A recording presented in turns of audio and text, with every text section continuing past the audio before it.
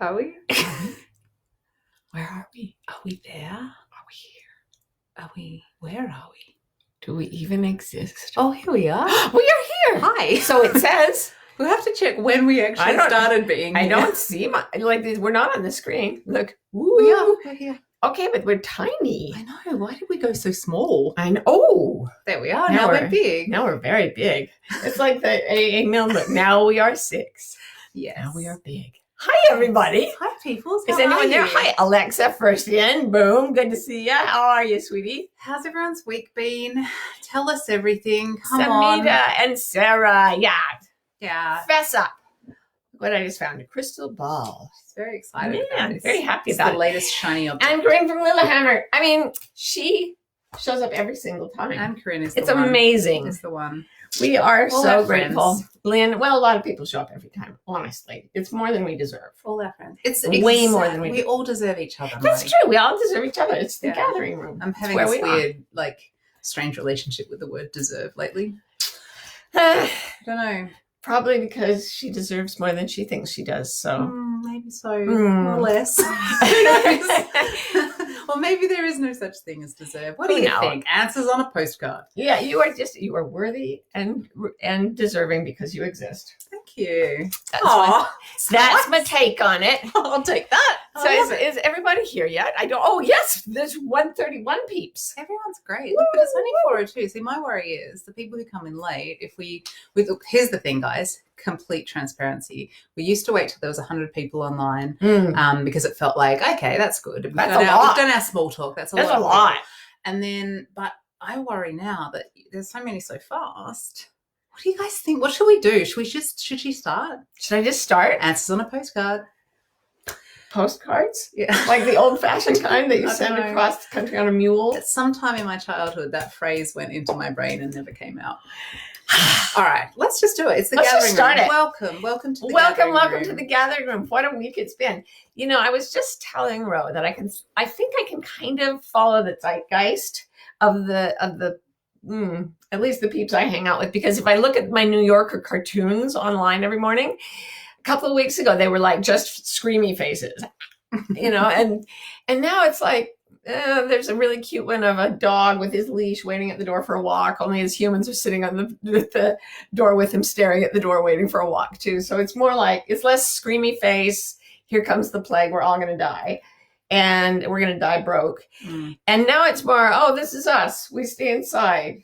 Screamy face, sort of. Yeah. I just want to say to everyone, when I next see you in person, remind me to tell you the New Yorker cartoon joke that we have that we can't say on this, but it's really funny. We can't? Okay, that is completely over my head. So if I reminded you, but I'd have to use some of the words that we can't use on this in order to remind you. Oh, we're not allowed to use. So we won't use. Okay, we won't. No, we have deep secrets. Deep secrets. Next that we tell only to New Yorker cartoon joke. Yeah, and our dearest friends. Okay, the rise of intuition. Okay, here you guys. I'm so glad you're here. We might as well make the best of a quarantine situation, hang out in a large group without infecting each other. So this week something happened. And I thought, I want to talk to the peeps about it on the gathering room. First, I want to preface this by saying I feel that I am qualified to talk about magic because I know statistics. And you may think that statistics are boring, but they are actually the hurdle you have to cross before you can really understand magic. Because here's the thing. A lot of people, like New Age people, will say, you know, I thought about a parking place and I got a parking place and it's magic. Maybe, or maybe it's coincidence. Other people will say, just because 20,000 people had near-death experiences and they all went through basically the same thing and met their dead relatives, but none of the relatives that were still alive, that doesn't mean there is any such thing as consciousness surviving death. And I'm like, no, if you get 20,000 out of 20,000, that's a pretty good trend. So there's this breach between all or nothing, where there's a gray area where things are not always happening, but they're happening more than they would if left to their own devices in a random universe. And that concept is very important. Left to their own devices in a random universe. So all statistics starts with what happens in a random situation. And then it compares whatever does happen to what would happen in a random situation. If it's very different, it says that is not likely to be a coincidence. It would not happen in a random situation. Once in a million years, it might happen in a random situation. There are different numbers. Anyway, so for example, there's all this research, which is very good research, a lot of it, that came out on things like something called the telephone phenomenon. The telephone phenomenon is what happens when the phone rings. This was before we had our friends' names came up on our phones, but when they had telephones that did not show you the name, the phone would ring and people would get this feeling. Old people like me who had non-picture phones would think, oh, that's Bob. And it would be Bob, huh?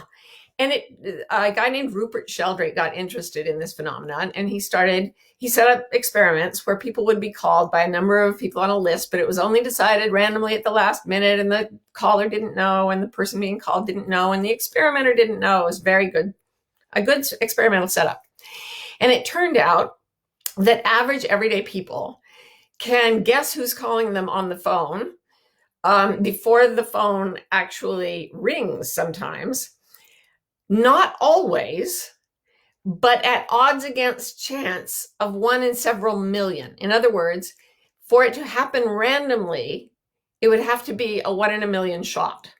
And it would happen over and over. That's considered to be a significant result. So these people did not completely at random feel or think who was calling them on the phone.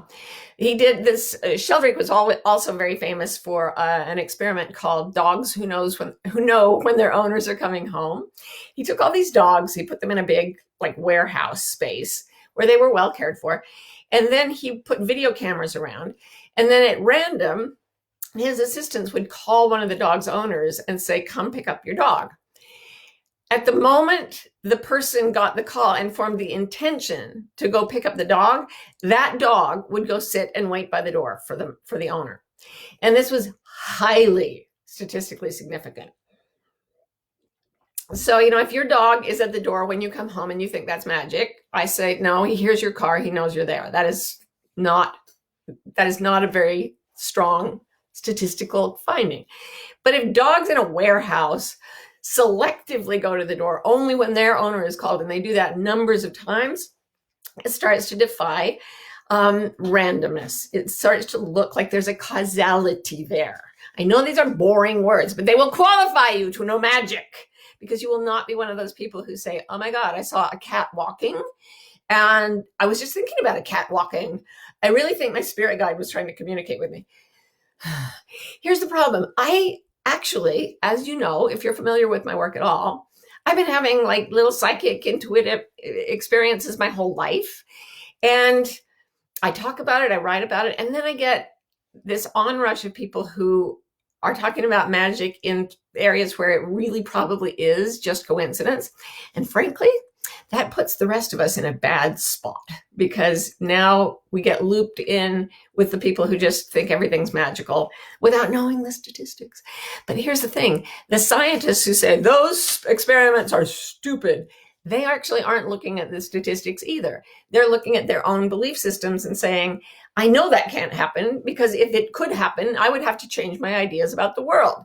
And they're just as dogmatic and just as off the truth as anybody who is totally credulous and believes that they're going to go up and live on the planet Zorg with their favorite frog who is a god or something. Okay, so with all that, something happened this week that you guys, and maybe I know actually that some of you were part of it. I wrote a little story on Instagram. I've been coming back to the social medias because I finished my book. So I came back to the social medias, and I posted this thing on Instagram about this weird compulsion I had in January to buy adult 1,000-piece jigsaw puzzles. That doesn't mean adult pictures. That means adult level difficulty. Those of you who have adult jigsaw puzzles, I don't judge you, but I did not buy those. No, I bought these 1,000-piece jigsaw puzzles, and I just kept buying them. I would just go online and buy jigsaw puzzles. They piled up in my art closet, and then they started leaking into other closets, and they're kind of just everywhere. We were doing puzzles, and then we'd put them they were really cool. So we didn't throw them away. We thought, oh, we'll take them to Goodwill. Okay. Then quarantine. So I'm in my email one day, which by itself, I will tell you, is very statistically unlikely. I practically never do it. And an email popped up, and it was from a neighborhood association of the whole area where I live.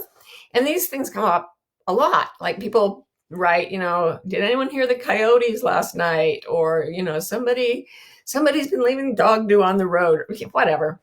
So I thought, I never, ever have opened one of these, but for some reason I opened it. And what it was a desperate plea for jigsaw puzzles, because some poor mom or dad was sitting at home with kids cooped up, and they wanted anything to entertain them.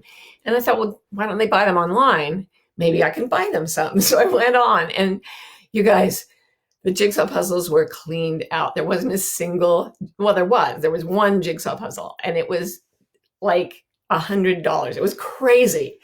So that was actually one of the more frightening moments of the pandemic for me, when I realized that jigsaw puzzles were gone. The supply chain of jigsaw puzzles has been broken. So what we started doing was leaving puzzles out for the neighbors that needed them. And it's a weird way to be neighborly, because we're doing the social distancing. So we leave a puzzle, spray it with disinfectant, run away from it. They come, spray it with disinfectant, take it with gloves, run back to their houses. So I wrote about this, and I thought, how funny that I had this strange compulsion to buy all these jigsaw puzzles right before people would need jigsaw puzzles, including my family. That's not the statistically weird thing. That's just me being weird. And people needing puzzles, sure, during a quarantine, it's an interesting one-off coincidence. It's not statistically significant, I promise you. But then y'all started writing back to me. And in the comments to my post on Instagram and Facebook, people started talking about how they were compelled to buy puzzles in January. Now we know why they were all sold out. No, they weren't when the pandemic, it went like that when the pandemic started. But then people started saying, yeah, and I, for some reason, late December, bought tons of toilet paper, and now I can't find it. And other people are like, yeah, I bought all this. Toilet paper was a big one. There are a few other things, but a lot of people were saying, I stocked up on food, I stocked up on pasta, frozen, whatever. And I didn't know why. That was the interesting point. This was before the pandemic started. And they were doing something anomalous to their own behavior that turned out to be highly correlated with what was about to happen. My fabulous marketing person in my company, she works with a lot of clients, and she told me, I think this was in January, early, this was before the pandemic again, she said suddenly a lot of the clients that she serves saw their online sales for different things drop off, severely and without any explanation. Everything was going great, economy's good, people just stopped buying. They were apparently out buying masses of toilet paper, because that's who's writing back to me. So it was one of those things like the telephone phenomenon. The telephone phenomenon, the idea of two people connecting over distance, mind to mind, has existed forever, if it exists at all, and I think it does. But until there were telephones, no one knew that when I'm thinking of Bob and Bob's thinking of me, we're thinking of each other, and we could connect right then. So telephones actually enabled us to find out that the telephone effect exists.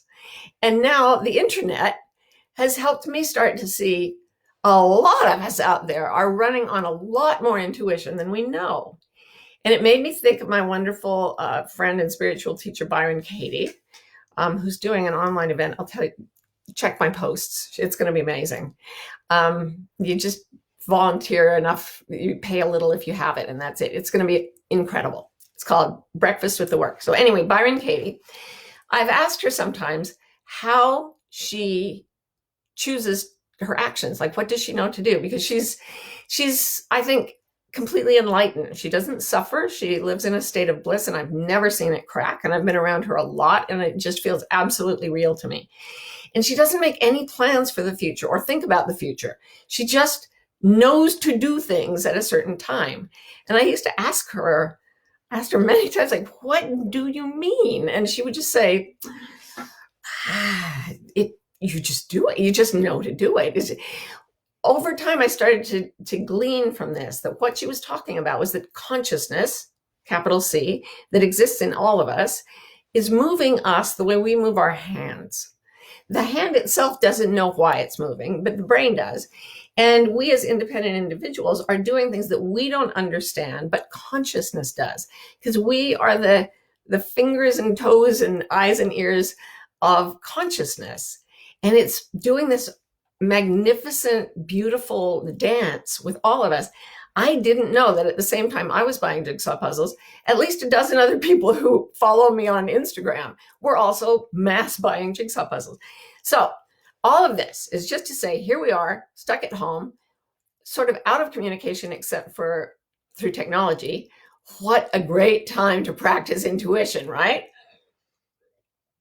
So what I was hoping you would do is join me in an experiment that goes two ways. The first one is backward. Like if you go back through your life and you think of something that you knew to do, you did, and you didn't understand why you were doing it. That's the key thing, because the anomalousness of it is what makes it stand out. So you did something not knowing why you were doing it, and it later turned out to be the exact perfect thing. So that's one thing, is like look back on that. And as you think about it, my experience is that the thinking about intuition raises your intuition. So if you go back and you think, oh, that happened, and like, I didn't get that National Science Foundation grant because then I got pregnant with Adam, and that would have been like, if you go backward, you can see all these flashes of magic in your history.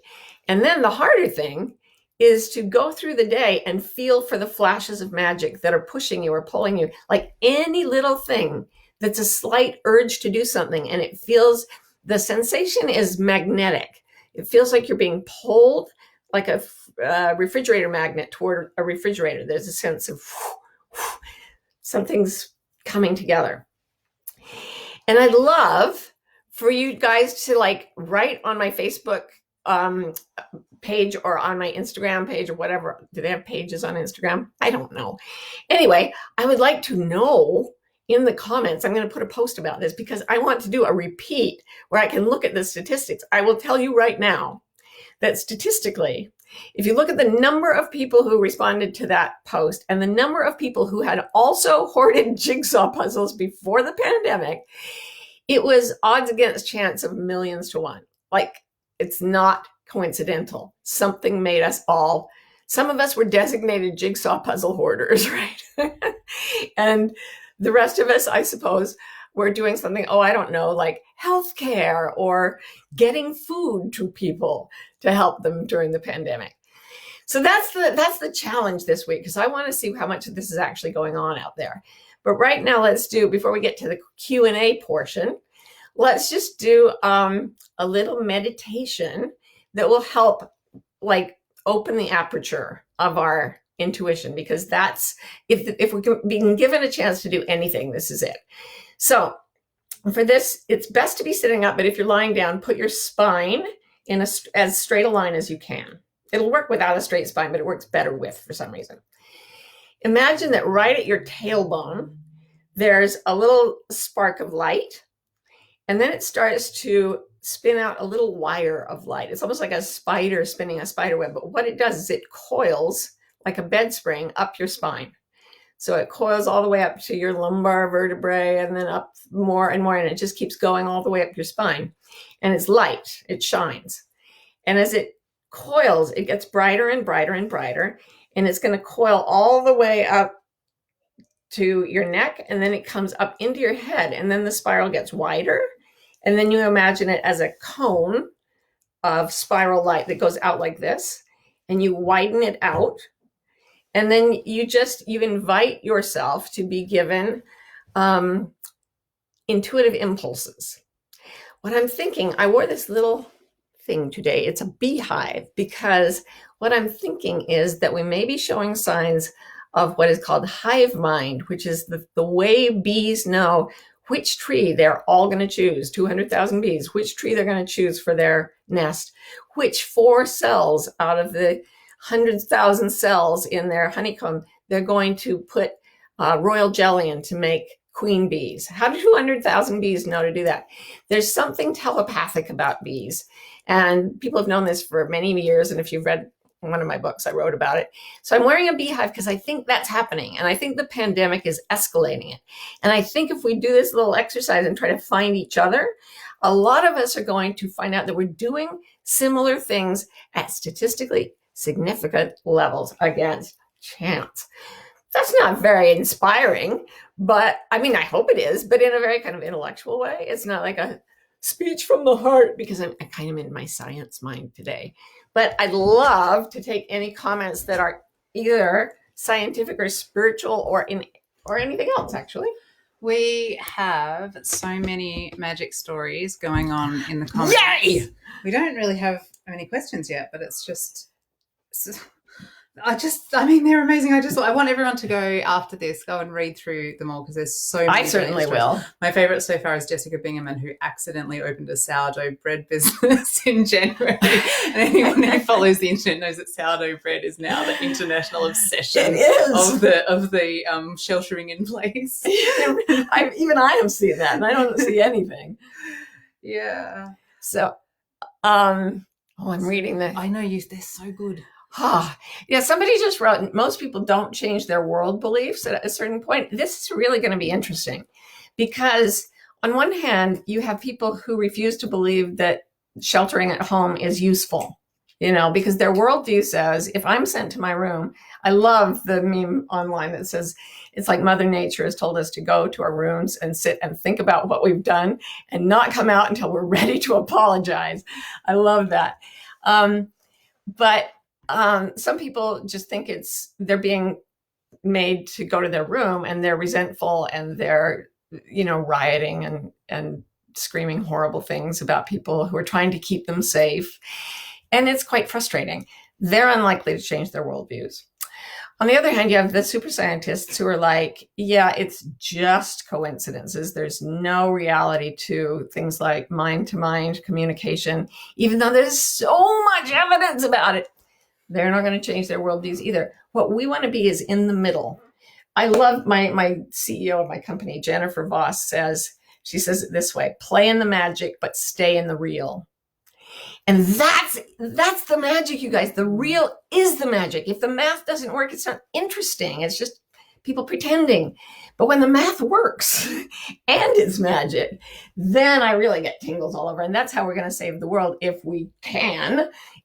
Save it for ourselves. I always mean that, because the world will be fine with or without us. So yeah, people won't change their worldviews typically after the age of 23. But if we can stay in the area where we have a kind of go-to world view, we sort of know what we think the world is like, but we're always open to disconfirmation.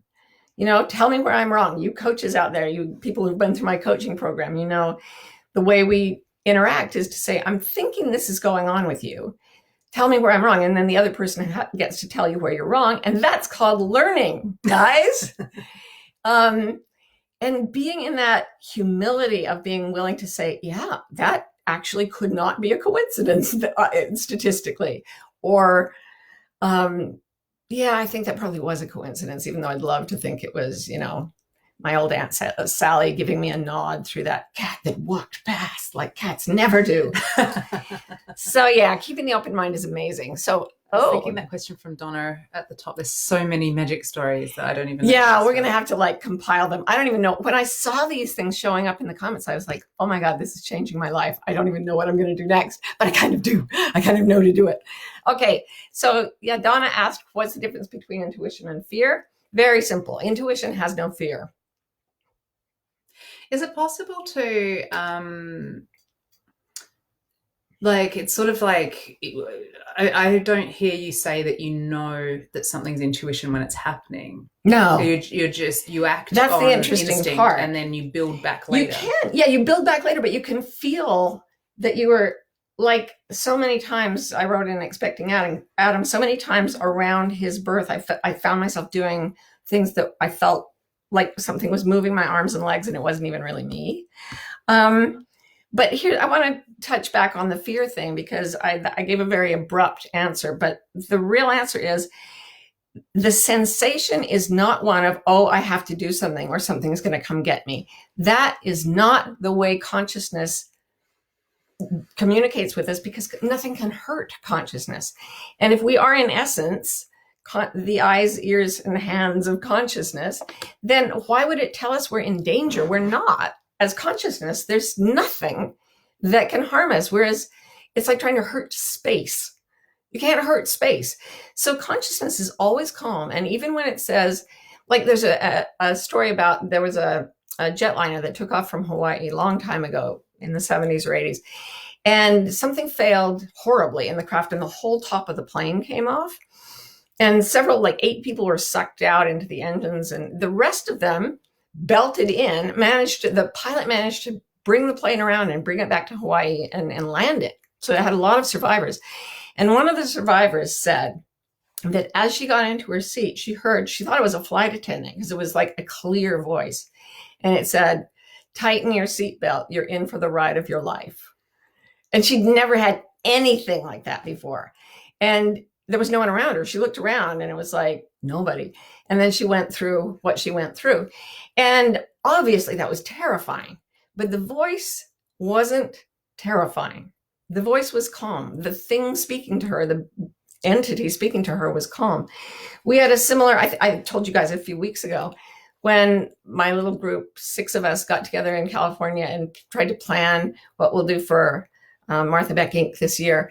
Nobody had any, we go with, well, what's your intuition? And everybody's like, I don't know, I'm not really.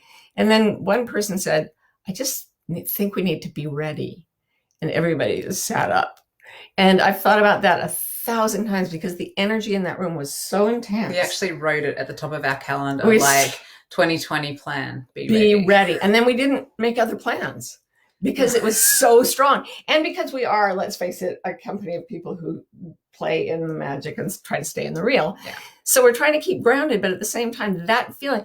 And we all thought it was something wonderful. And frankly, I still think it was something wonderful, but I now think it was, the pandemic is part of it. And that doesn't look wonderful to the people who are sick or who are losing, or, I don't want to minimize the suffering this has caused. But I was talking to someone yesterday who's had the thing for a month, and she's really sick. And she's like, what a fabulous opportunity this is for us to change our lives, for us to change our world. And like, this is what we were waiting for. And I do see it that way still. And the whole thing, I think, is going to elevate the magical aspects of our experience, like times 10. For those of you who are already enrolled in the Practical Wayfinding How to Thrive When Everything's Falling Apart course that Martha's just about to start offering, that is going to talk a lot about this. And I want to squeeze in before the end, because Kathy asked, how can we increase the hive mind? How do we bring this phenomenon out more? Because that's what we want to use this time for, right? Yeah. Everyone's like, something's happening. Yeah. So what can we do to? So the thing is, we can't think of it. It's that one of those things that where the T.S. Eliot line applies: wait without thought, for you're not ready for thought. If someone had told us in the room there's going to be a worldwide pandemic, we wouldn't have been happy. We wouldn't have been excited, but we were happy and excited. So when it happened, it took us less time to turn around, because we saw how tenderly we'd been warned. So we can't think our way into hive mind. It's not a mental thing. It's an energetic thing. And all we can do is open our receptivity. And so that's what I was doing with the exercise where you imagine the light coiling up your spine and then going in a cone. And then you invite intuition. You invite anything that wants to come. And it will always be, I suppose there are people who could invite bad things if they wanted. But if you're doing it from a place of good-heartedness and love and wanting good things for you and the world, you're not going to open yourself to anything horrifying and dangerous by imagining a light coiling up your spine. But you may open yourself to the other people who are doing the same thing, because light goes on infinitely. And those vortices that we're creating start to interact with each other. There are people on this right now listening from all over the darn world. When we did that exercise, we created a kind of Indra's web of light going all over the world, allowing us all to connect. So I want to see what happens. And I know that's kind of not a resolving, and that's the way it is, because this is me in research mode, you guys. This is me wanting to know what happens, and I cannot wait to hear your stories. Anything else we need to hit before we just Pam, that should answer your question about feeling for the flashes. Is the same thing. Feeling for the flashes. Be receptive, and if you feel like you know to do something, don't let your brain overrule you. Yeah. If you're doing something anomalous, just go with it. Yeah. Unless it's illegal or no. The meth lab, bad idea. Within reason. But yeah, if it's the real magic, this is how we learn to tell it, from confabulation of the mind, from wishful thinking, from just plain stupidity, which never mind. Yeah, it's a bigger burden for some of us than for others. Certainly for me. But I wanted you guys to know that you are magical, and that this group, the people who are like showing up around you, around me, around Ro, like around all of us, we're equal, hive mind. But the hive is going, and the structures of the old being broken down are allowing it to rise. So I'd love you to pay attention to that, and put it on my Facebook page, post it on. Wait for Marty will do a post about this. You want to call it the Society of Skeptical Psychics. There you go, the Society of Skeptical Psychics, and look out for that post, and then put the comments, and she is reading all her comments. So yes. All right. So that's what I have to say this week. I hope you're doing so well. I hope you're not sick. I hope if you are, you're getting better. Yeah. I hope you're not sad. If you are, I know you will heal over time. I know that we are all consciousness, and consciousness is love, and it's rising. So see you next week, guys. Mwah!